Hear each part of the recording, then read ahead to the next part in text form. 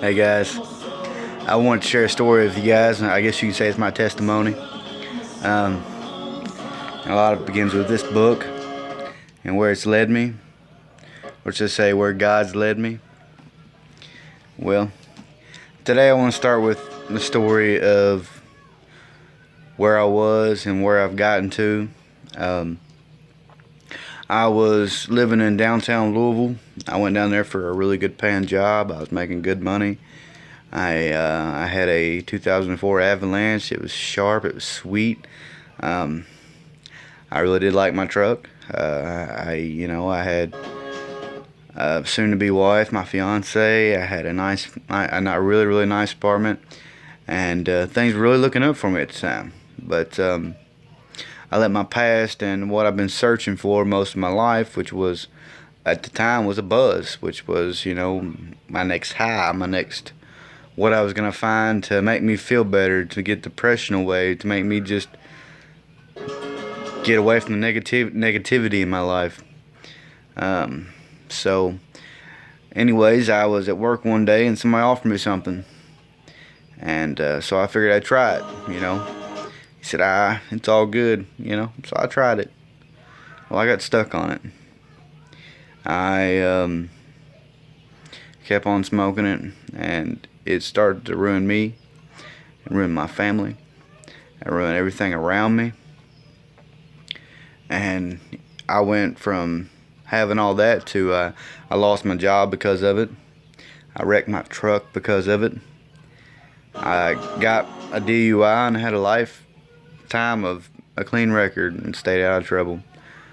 And all within a matter of a month or two there, I managed to lose all that. The only thing I didn't lose was my fiance, my soon-to-be wife. We are still together, and now we have a beautiful baby girl. She's 6 months old, and things are really starting to look better. But anyways, it all began with a day I was in jail. There's a guy next to me in the bunk next to me. He dropped his Bible, and I heard it smack the ground, so it kind of startled me a little bit. So I decided I'd take a look at it. I jumped down off the top bunk, because I was the bunk beside me, and I picked it up and was going to hand it to him. And I looked down and I seen the Lord's Prayer.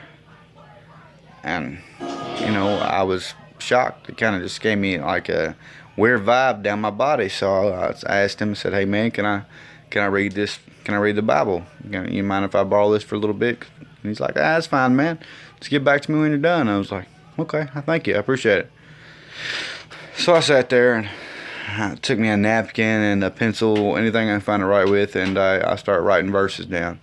And first thing I wrote down was the Lord's Prayer, so I can remember it constantly and I can read it. And it kept drawing me closer in. Well, when I got out maybe about 7 days later, and I was thinking, I'm gonna make a big turn, a big change, and I didn't go to church. I wasn't sticking to the Bible. I kind of just pushed it off to the side, and it wasn't working out, so I ended up going back to what I was doing. And once again, I was looking on the verge of, losing the last thing that I had left, which was my fiance. And I kept moving on, and I kept, doing what I was doing. And I got direly sick. I had a few seizures, and it was just because of that. I don't have seizures normally, and I never had a seizure in my life until then. I had a heart attack. Not too many people know about that, but I'll try not to talk about it. But this is a testimony, and I'm gonna share it. I started reading the Bible again, and just happened to be my neighbor was really into the Bible, and he really read it, and he's really close to God. And so I started going over there. Me and him started having, basically church sessions almost every day, just basically talking about the Bible and what our thoughts was on it. So then I started going back to church. I started going to church, and I started reading the Bible. My routine was I got up in the morning, I prayed, I read my Bible, then I went to work. And then when I got home, I prayed again, and then before I even went to bed, I said me a prayer, and I read the Bible and studied before I went to bed. That was my daily routine for a while. And this sensation that went over my body was different. It was completely different. I felt like my need for drugs was no longer there. My desire of searching for that buzz was gone. That feeling that came over my body that God gave me was, at the time, I couldn't explain it. I mean, anybody else that tried to explain it to me would probably think I was crazy. I was so excited. I was so happy. I was so ready to go. I started going around town. I even stopped and talked to the mailman and said, "Hey, do you know God?" And he looked at me, kind of gave me a funny look and was like, "Well, yeah." I said, "Do you go to church?" He goes, "Well, I mean, I used to. I meant, I'm kind of busy now. I really ain't had time." I said, "Well, you need to." I said, "You just need to take a chance. Go to God. Get closer to God, because I'm telling you, it'll change your life. It has changed mine for the better." And he just smiled on his face, kind of looked at me funny again. It's like, "Okay, well, yeah, I appreciate you talking to me about that, man. You have a wonderful day." And I said, "All right, man, you have a blessed day." He said, "Well, thank you." And he walked on.